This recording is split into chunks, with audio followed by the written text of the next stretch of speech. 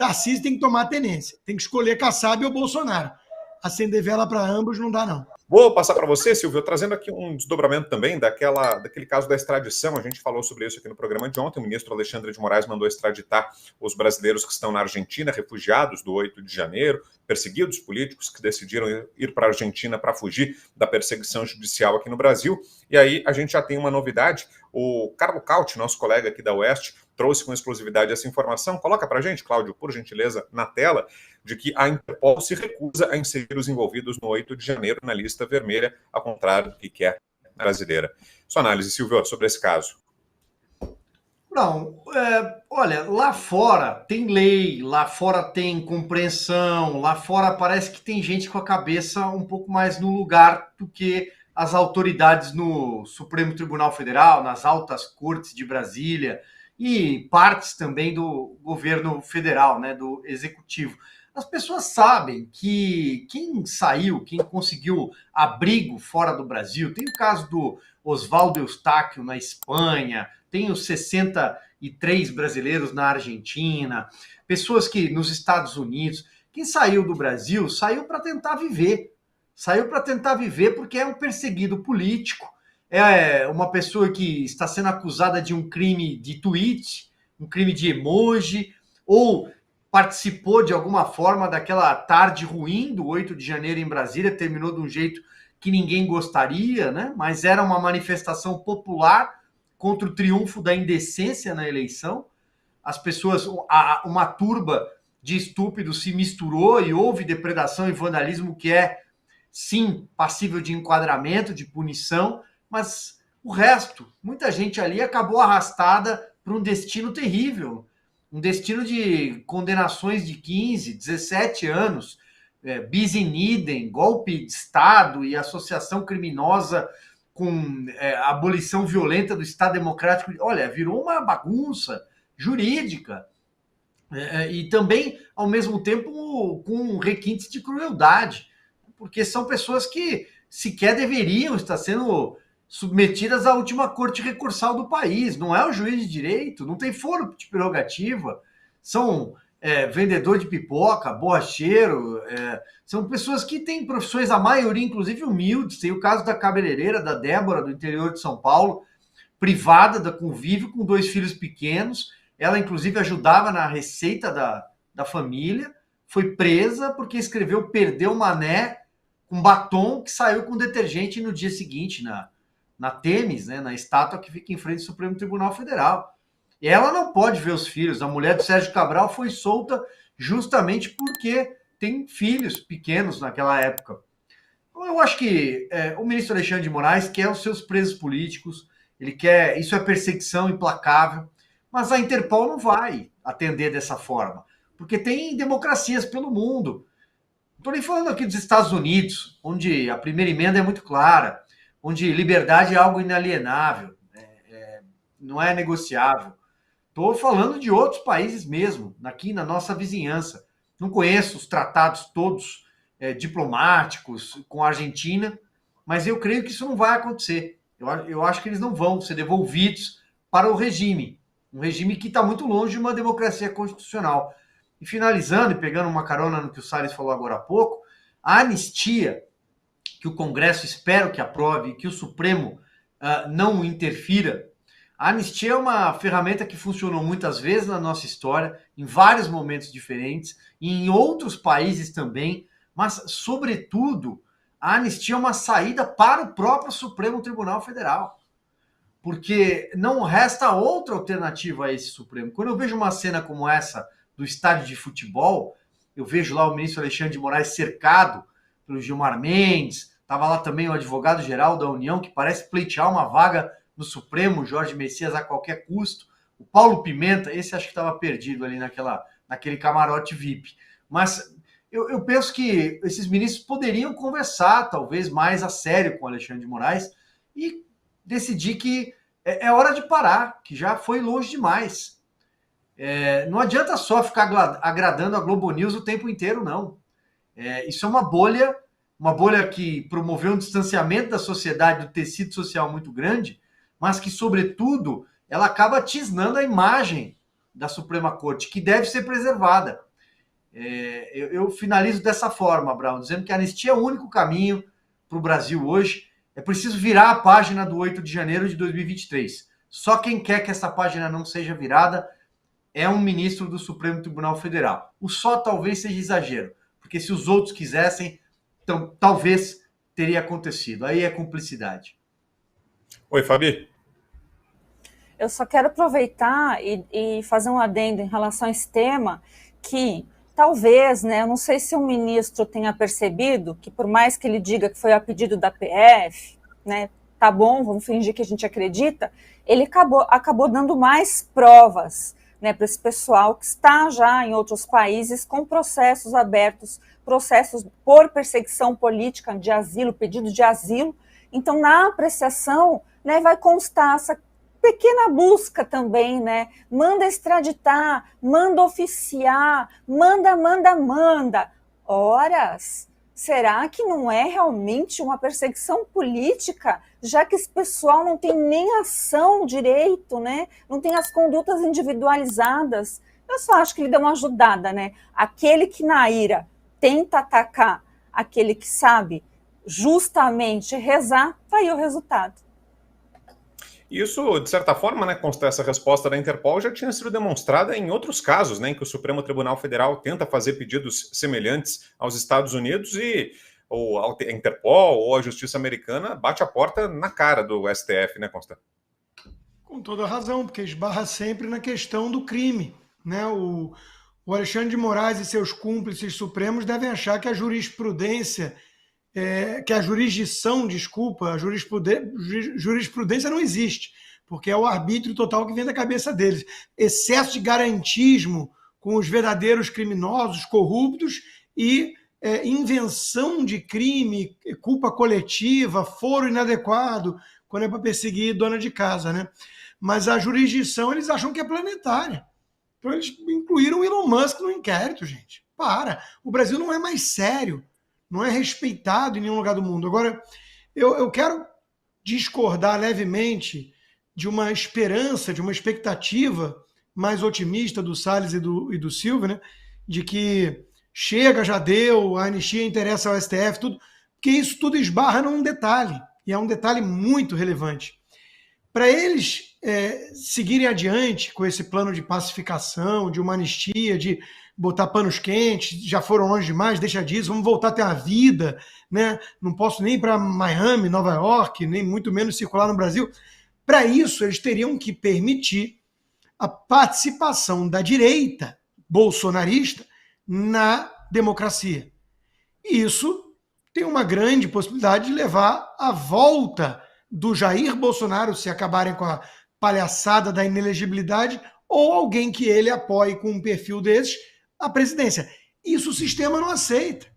Então o sistema está dobrando a aposta e fazendo o que está fazendo porque resolveu extirpar a direita da democracia e voltar ao teatro das tesouras. A fala do Jair Bolsonaro na Auriverde hoje deixa isso muito claro, é um recado com o endereço certo. Ele está rebatendo ali o Kassab, que aliás disse agora, segundo a Miriam Leitão, que quer sim ter o projeto de presidência, cansou de agir só nos bastidores, mas há controvérsias, e talvez a entrevista do próprio Valdemar Costa Neto no Globo, que eles não podem se comunicar, outro absurdo no Brasil, né? Veja quantos absurdos. O presidente do PL não pode falar com o presidente de honra e o maior cabo eleitoral do partido. E o Valdemar falou, o Nicolas é muito radical. Porra, o cara é o deputado mais votado no país. Ajudou nessa onda do PL aí nas eleições municipais. Aí vem o presidente do partido dar uma cutucada, que ele é muito radical, temos que conversar com gente mais de centro. O Bolsonaro mandou o recado, tocou real. Falou, no Maranhão, se continuar com essa gente que está aí, acabou. Eu jogo minha toalha. Então, veja, Brown, o que está em disputa é isso. O sistema, a aliança nefasta de Alckmin, Lula, comunistas do Foro de São Paulo e globalistas tucanos, não permite que haja a volta da direita à participação política no Brasil. Vão caçar, vão inventar o que for, se for um Nicolas amanhã, um candidato, se for até um Salles também, né? Que agora está no Novo, mas é visto como de direita demais, né? Bolsonarista. Então não tem conversa, eles não aceitam isso. Eles não podem botar panos quentes e suavizar, porque isso representa a possibilidade nada desprezível da volta do bolsonarismo ao poder. E aí, como é que fica? Então, eles estão fadados a acelerar rumo à Venezuela ou ao México, né? O PRI sendo o PSD do Kassab para disfarçar um pouco mais. Mas eles não vão aceitar a verdadeira direita disputando em pé de igualdade. Isso não. Eles aceitam a direita permitida. Bota um tucano aí que a gente controle, que não critique o Alexandre de Moraes e o sistema. Aí tudo bem, né? Mas bolsonarista, eles não querem, não aceitam. Bom, vou aproveitar então que o Consta mencionou essa entrevista hoje do ex-presidente Bolsonaro ao Alexandre Pitoli, na Auriverde Brasil. A nossa equipe separou aqui um trecho, vamos rodar e a gente analisa na volta. Uma pessoa está inelegível por quê? Roubou dinheiro, desviou, pegaram com dinheiro na cueca, pegaram dinheiro na conta dele no exterior, o abuso, né? Não existe isso comigo. Eu tenho 2 inegibilidades, abuso de poder político. Me reuni com embaixadores. 2 meses antes, o ministro Fachin, que presidiu o TSE, havia se reunido com embaixadores. Não é política dele, está errado ele fazer isso aí. Ele não pode convidar ou convocar embaixadores para uma palestra. E termina a palestra é o seguinte: então logo o TSE anuncia o resultado, o seu chefe de Estado deve reconhecer o ganhador. Será que já sabia que o Lula ia ganhar? Porque se tivesse dúvida, com toda certeza não falaria isso. E eu me reuni com embaixadores e mostrei um inquérito da Polícia Federal de novembro de 2018, que ninguém da imprensa quer tomar conhecimento desse inquérito. Então aí foi a primeira condenação. É justo isso? Reuni-se com embaixadores e fiz crítica sim à urna eletrônica. Eu desde 2012, eu já tive projeto, emenda para o voto impresso. Isso é crime? Queria aperfeiçoar o sistema eleitoral? E a outra, abuso de poder econômico, como se a estrutura do 7 de setembro, lá em Brasília, fosse feita por um comício meu. Teve lá um desfile normal da tropa, aplaudida, cheia, Brasília cheia. E atrás, depois, um evento político, que teve lá o carro de som do Silas Malafaia, não foi patrocinado por mim, o carro de som foi do Silas Malafaia. Isso é abuso de poder econômico, pelo amor de Deus. A incoerência, a perseguição do TSE, julgamento político, para me afastar das eleições de 26. Porque eu fiz diferente no Brasil. Eu botei um freio na corrupção. Você está vendo aí, estatais dando prejuízo bilionários. Comigo era lucro bilionário. Olha os Correios, quase 2 bilhões de prejuízo em menos de 2 anos com o Lula. Comigo o lucro foi bilionário. Olha o que nós fizemos com teto de gasto. O Lula não tem teto de gasto. Gasta à vontade. Endividou o Brasil nesse 1 ano e meio em mais 1 trilhão e 100 bilhões de reais. Você não acha nada do Lula. Olha o Pix, sem cobrar qualquer taxa. Levamos água para o Nordeste. Olha o Porto de Santos, dava prejuízo de 500 milhões por ano, passou a dar lucro. Esse 1 bilhão ia para o bolso de quem? De alguém que me teve como inimigo. Aquele discurso vazio, tentativa de golpe, dar golpe depois das eleições. Olha, meu Deus do céu, é só falácia, narrativas, mentiras. Vamos lá, Ricardo Salles, começar contigo aqui, Salles, sua análise sobre essa fala. Não, é fala legitimamente indignada. Quer dizer, não há nenhum motivo para o presidente Bolsonaro ter sido tornado inelegível. Fazer reunião com o embaixador é prerrogativa do presidente da República. Se ele na reunião falou isso, falou aquilo, é discricionariedade dele. O Lula fala merda pra cacete, falou negócio de holocausto lá no Israel, fala um monte de besteira. Nem por isso ele está sendo processado e impedido de exercer o seu papel de presidente da República.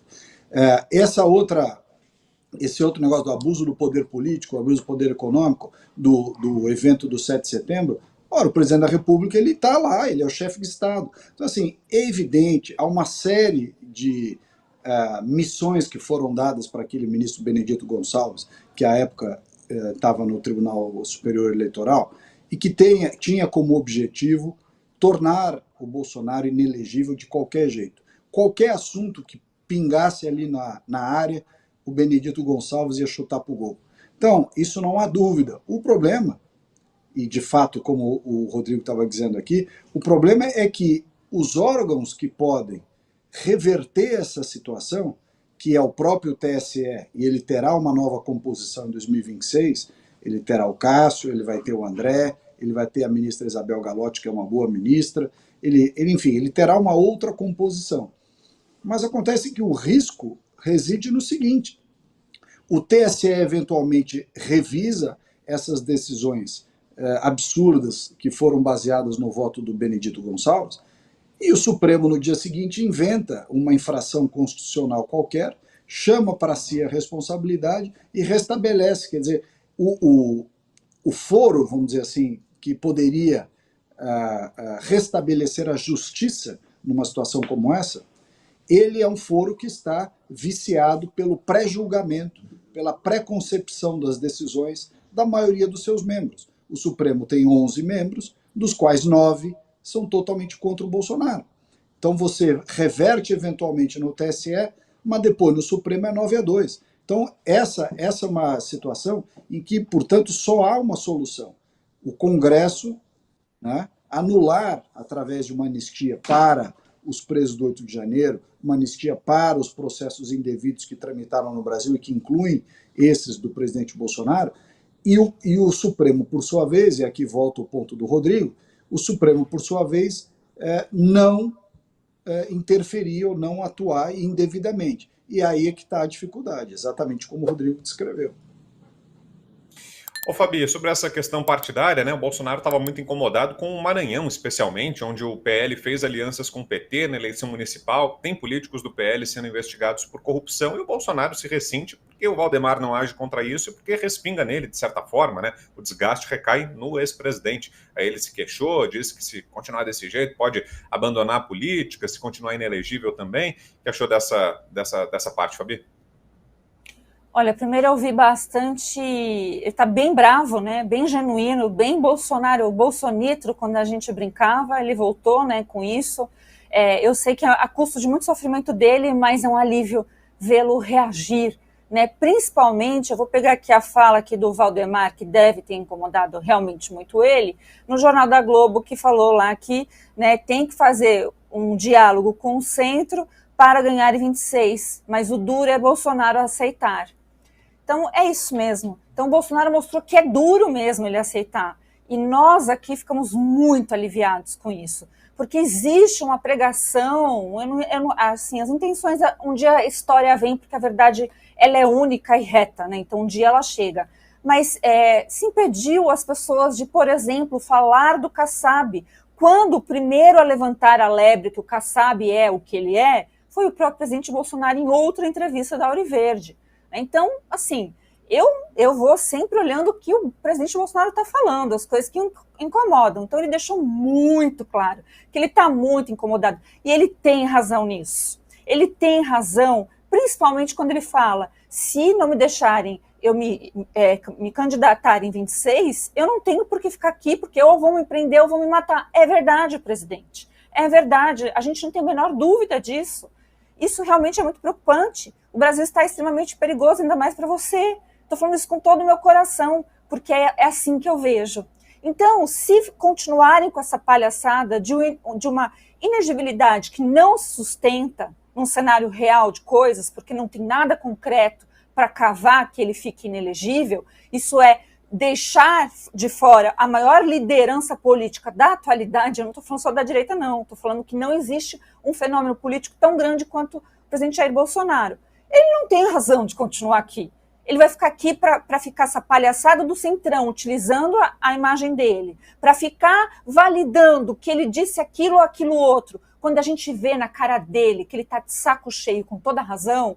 Então, né, eu vi nessas eleições aqui de São Paulo o quanto prejudicaram a imagem do presidente Bolsonaro. Eu fiquei de cara com isso. E não era gente de esquerda. E vocês vão me desculpar, todo mundo sabe, eu repeti, não sou o Marsalete. Mas não foi o Marçal que desgastou. Quem desgastou foi esse pessoal do Centrão, que aceitou tudo e queria que o Bolsonaro ainda entrasse de cabeça na campanha do Nunes. Eu agradeço a Deus que ele não fez isso, porque quem bancou essa candidatura foi o Tarcísio. Então, o Tarcísio tem que levar os louros ou as derrotas dessa candidatura. Junto com quem? Com o Kassab. E não venha me dizer aquele papinho. Ai, mas o Kassab não pode demitir, o Tarcísio não pode demitir o Kassab por isso. Ninguém quer saber disso. Ninguém votou no Kassab. O Kassab prejudica. O Kassab dá sustentação para esse pessoal aí que está fazendo esses absurdos jurídicos que impede o impeachment do Alexandre de Moraes ou de qualquer outro ministro. Isso tem nome, tem sobrenome, e um dos nomes é o Kassab. Então não dá, gente, não dá. Então, assim, podem chamar a gente do que vocês quiserem, né? Que tem uns apelidos maravilhosos, mas eu acho maravilhoso. Sabe por quê? Como eu falei, a verdade é única podem fazer chacota, mas a gente está falando coisas de quem tem princípios e valores. Aliás, eu fiquei sabendo que falar isso também é motivo de chacota. Desculpem, mas nós somos um país cristão, e eu, como cristã, é assim mesmo que eu me guio, assim como o presidente Bolsonaro, sabe? Por princípio e por valores. E antes de seguir, deixa eu só liberar que o nosso Rodrigo Constantino vai sair um pouquinho mais cedo hoje. Então, bom descanso e até sexta, Constar.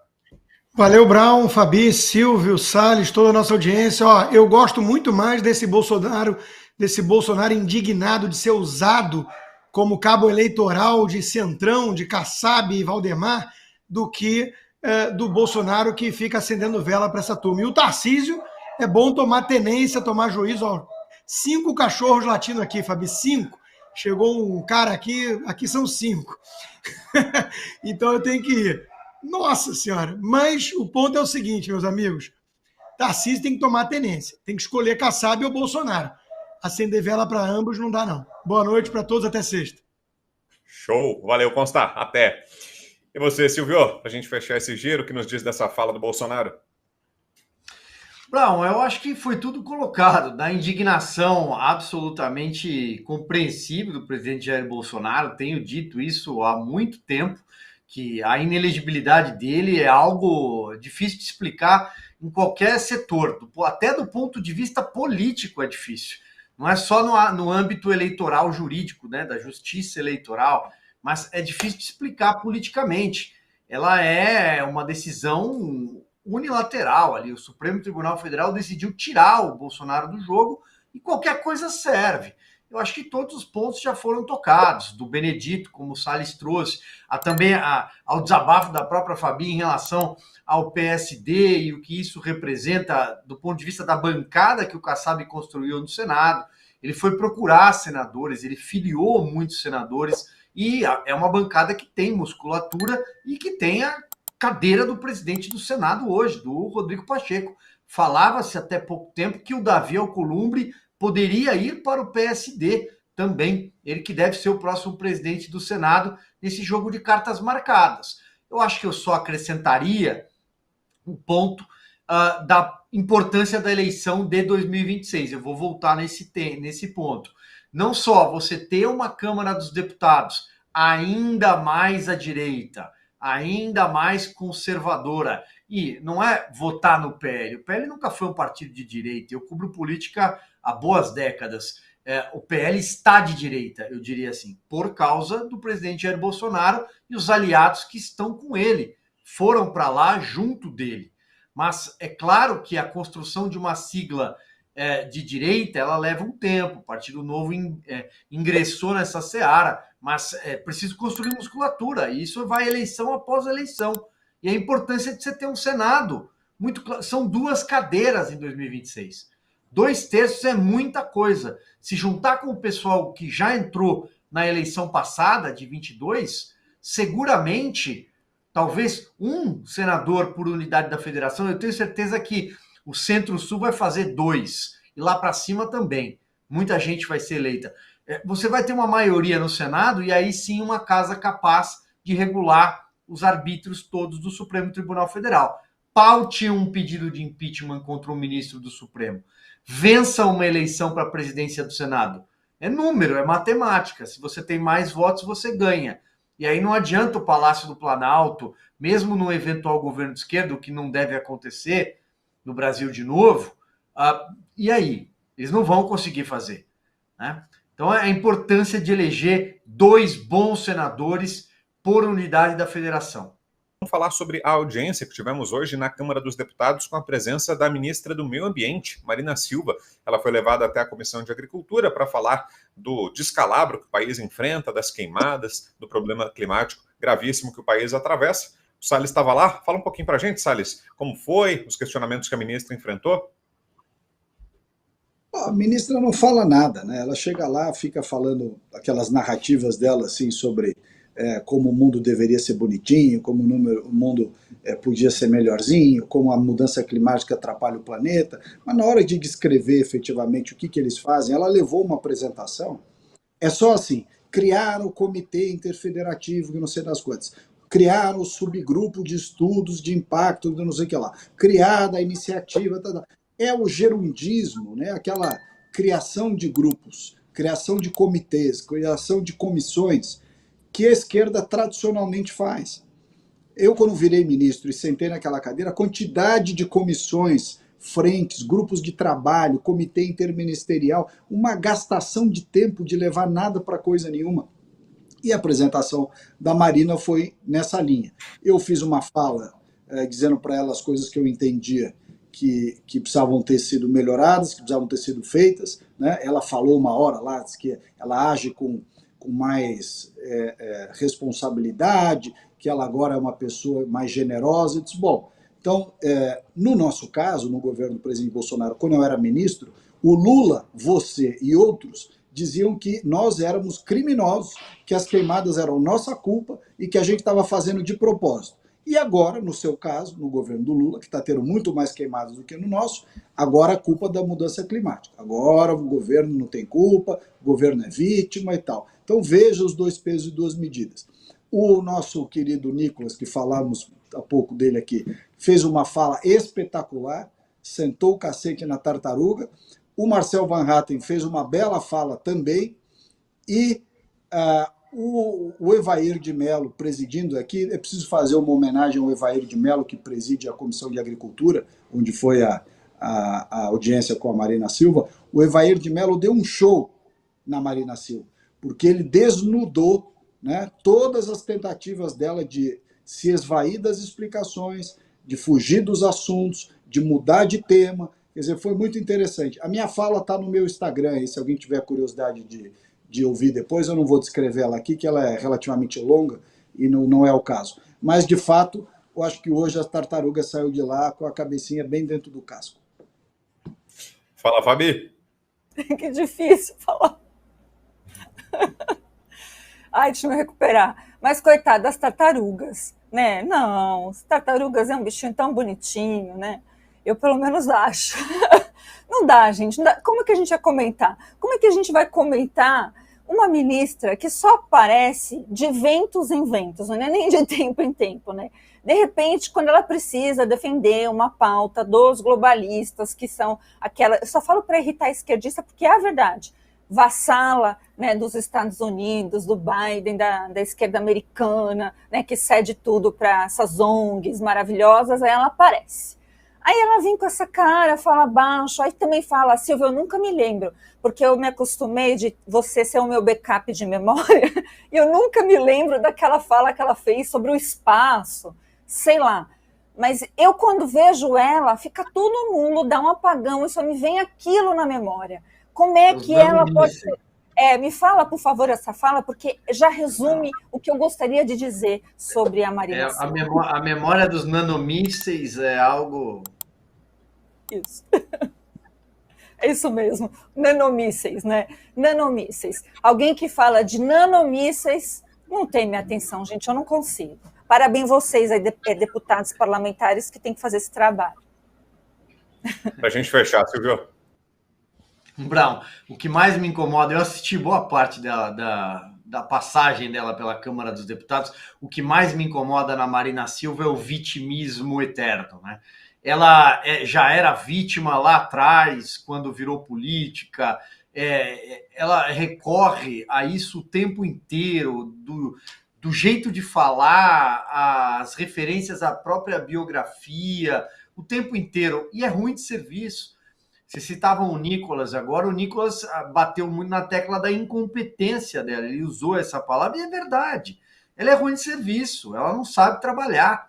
Aliás, eu estranhei ela ter ido à comissão na Câmara dos Deputados, porque ela corre também. Ela fugiu da CPI das ONGs no Senado, conduzida pelo senador Plínio Valério, durante muito tempo. A Marina não gosta de aparecer, prestar contas, ela gosta de aparecer em Davos. Aí tudo bem, ela inventa que tem 100 milhões de mortos. Enfim, do lado do Caetano Veloso ela gosta. O Nicolas chamou ela de Marina Cinzas na cara. Faltou falar da Greta, do Leonardo DiCaprio. Esse pessoal sumiu. O Marcel falou.